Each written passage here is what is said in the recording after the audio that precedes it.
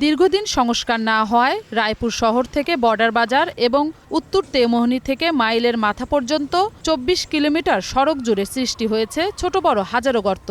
খানাখন্দে ভরা সড়কে চলতে গিয়ে চরম ভোগান্তি পোহাতে হচ্ছে যানচালক ও পথচারীদের। 5 বছর ধরে রাস্তাঘাট ঠিক করে না, কিছু না, আমাদের গাড়ি ঘোড়া মনে করেন চাক্কা টাক্কা সব নষ্ট হয়ে যাইতেছে। লোড গাড়ি লিয়ে যাইতে একটু কষ্ট হয়ে যায়, যেমন ভাঙ্গা রাস্তা, আস্তে ধীরে যাওয়া লাগে।